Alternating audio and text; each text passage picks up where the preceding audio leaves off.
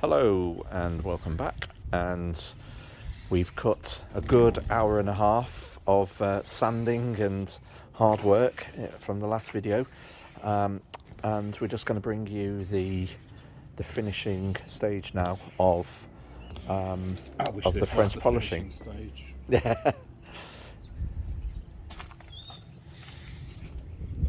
So we've sanded it all, we've resanded it, we've put the first stage of liquid polish on, wire-walled that back, and then this is the second stage of polishing. Well, no, actually, we polished it, we sanded it back.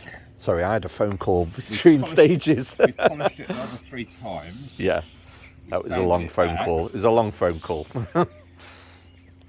Now we're rubbing it, then we'll wire wool it. Yeah. And then we'll give it a coat of good quality furniture wax. Yeah. It's beautiful how the grain of the wood stands out. It's beautiful. I can't believe it had all those scratches in, would you? I know. Yeah, so this is what you can achieve when you put your mind to something. Don't worry about the sides, because that's all going to be painted, but the top is always the nostalgic thing for me. And my gran used to polish it and really look after it. You know, it was like pride of place in her house. So I'm sure everyone's got those sorts of memories from their grans, and you know, people who've lived through the war. You know, things weren't chucked away, things were looked after, and you know, society today, we're quick to throw things away rather than put the effort in to restore things. So, you know, even though this is probably not worth lots of money, you know, but to me it's worth a lot. It's had, you know, every time I went round to my gran's, it was there, and you know, it was always pride of place, and that's why it's getting the respect that it deserves now. So hopefully she's looking down and approves of what we're going to do to it. She probably won't approve of the blue paint that will go on it, but times have to change, times have to move, and I have to make sure my wife's happy, otherwise she won't be too chuffed with staring at it. And I think brown wood now, you know, mahogany is you know, not as fashionable as obviously it was in Victorian era, but my God, the quality of the wood, you just can't buy this sort of quality. You know, just go into IKEA and all of these places, good as those bits of furniture are for the modern world, and they suit a purpose and a budget. You know, I've got IKEA stuff in my house and it's perfectly good, but you know, you can't buy this sort of stuff. And but you know, go to your local auction house and you can pick this sort of stuff up for, you know, hundreds. So but yeah, I mean, look at that grain is absolutely beautiful. That used to be a mighty tree. But yeah. So just for interest, for those watching, you're probably wondering how much this is costing. Yeah, I do as well. We're not going to talk about labour. No. But I reckon in disc sander sheets, abranet sheets, which we went through a full set of. Yeah. Sanding sealer, white spirits, methylated spirits, shellac, beeswax, etc. I don't reckon we spent more than 30 quid of materials. So I think you're going to be happy with your bill. Yeah. Obviously, as we're mates, I'm not charging you for labour. You'd probably pay, well, several hundreds of pounds in labour. Oh yes. Yeah. But if you're thinking of doing it at home on your own, you've got some basic skills, and it's really, really basic to be able to sand something. Yeah. But I think Chris is. You're talking about, I reckon, about 30 quid of materials for this. And I think the thing is here is that. And there's some accessories like cloths that I've gone through a load of. There's cotton wool wadding for the mere rubber that I was putting the shellac on with. There's all the costs. What would really make it expensive for you is if you've got to go out and buy everything from scratch to do it. Yeah. Because then you've got to buy a whole tin of shellac, Yeah, a whole exactly. tin of polish, Yeah. a whole tin of, Yeah. a whole set of Yeah. sanding discs. You can't buy them one at a time. But buying all of that stuff, it might spur people on to, Yeah. to do, other jobs that And I are might in the house. you might say, okay, I don't need the abronets really. You can do it with sandpaper Yeah. perfectly well. It's just the abronets really take it off fast. Yeah, yeah, they do. Do a really quick job for Yeah. it. But even if you bought everything from scratch, and even if all of that cost 100 quid or 150 quid, Yeah. actually that's still, And you'd have a load left over for yeah, doing other jobs. and yeah, and it's But I reckon material costs for doing just the top of this, obviously with the sanding of the sides and painting, but I'll let you do Yeah. that at home, John. Yeah. I'm just doing the specialist bit of restoring the top. yeah, yeah, So it'll cost a bit more to restore it.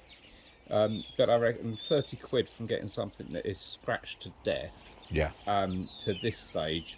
And we've still got to cut it back and wax it. yeah, But it's now a piece of furniture that if you have it in your house, it's not going to look, frankly, like just a piece of rubbish. No. It'll now sit in a house and people, they probably won't even notice it. It'll No. just be there and acceptable. And I always think that understated, it's just Yeah. in the background, Yeah. adding to the aesthetic of the house is my aim. yeah, I'm not aiming for something that is so highly polished it stands out like a sore thumb, because like you say, you got it next to some IKEA furniture. It should just blend in naturally. absolutely, yeah. And like I said before, the actual working with a friend and doing something is actually, really that you get. There's lots of benefits for doing that. One of the benefits, of course, being the cat's with us all day. Yeah, yeah, he's really enjoyed it actually. He's been by the side of. We've moved it from one side of the garden to the other, and he's followed it. I think he really loves it. And but yeah, I mean, I can't wait to put it back in the house and it being out the garage, which is good. So I've droned on a bit anyway, but I appreciate you've followed it. But I think the main thing to sum up really, Chris, is that this is what you can turn something into with some tools and some know-how, and hopefully the know-how. Perfectly blunt, John. If you died and someone come into your house and did a house clearance, Yeah. this would be straight up the dump in the state it was in. Oh yeah, absolutely. It was worthless. No one would give you a bean for it. No, absolutely. Once it's got the top restored and the sides painted in a more modern colour to bring it Yeah. into modern tastes, Yeah. I'd go for a darkest chalk blue. Yeah, yeah. Then suddenly it's going to be a piece of furniture. Oh, yeah. I think, we'd stick that in auction and get a couple hundred quid for Oh it. yeah, absolutely. But to me, it's priceless, and that's why I put the effort into it. But yeah, it just shows, with a bit of know-how. Hopefully, this video has shown you some of the stages you need to do. And if you have got valuable furniture in your house and you were worried about, sanding it and seeing what happens, well, hopefully you've seen the tools that we've used, and obviously Chris won't give away his trade secrets of what mixtures he used, but Well, there's a couple of things to bear in mind. First of all, we did a veneer thickness test on this, and it looks Yes. like it's 1.5, 2 mil veneer. So we knew Yeah. there was a little bit we could take off without going Yeah. through the veneer. That's always a danger. yeah, You can go buy all sorts of grain fillers and sanding sealers. I'd go for grain filler, and you mix that with white spirits. yeah, And then you want a good quality shellac, which you mix with methylated spirits. And I like Morel's heat resistant dark pale polish. yeah. And Where can you get that from? Amazon, eBay? not Amazon, possibly eBay, but Yeah. just search the web, you'll find it. Yeah, You probably want to mix it sort of 1/3 to 2/3 meths to start with for the first coat, sand it back, and then go for a 50-50 mix for finishing. yeah, You want a nice badger hair, if you can get it, brush for applying the first coats, and then the final coat is some wadding cotton wool's great in some lint-free cloth, wrapped up nice into a sort of a mouse shape, so sort of a pointed end, so you can get in the corners, yeah, and then flat across the top, as you saw me doing. yeah. And probably a 50-50 mix of Morels to meths. Brilliant. Meths, you might be worried that all the meths you can buy is purple. It really doesn't matter. Purple meths, clear meths, it's all the same stuff. Good.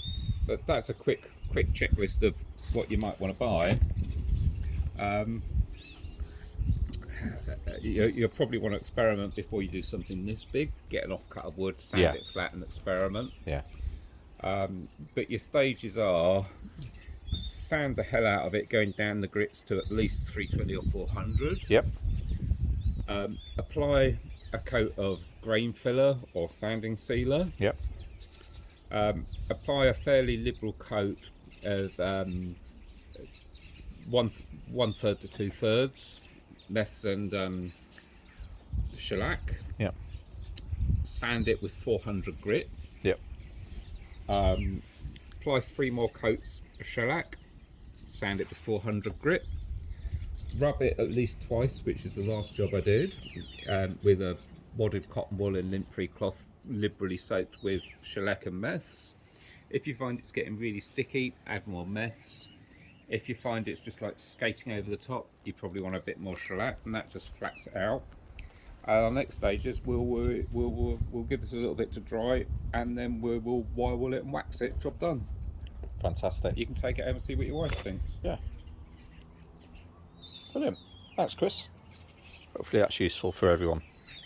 Appreciate your time. And the next and last video will be a short one, and we'll show you the absolute finished product after it's been waxed. Okay. Thanks a lot. Bye bye.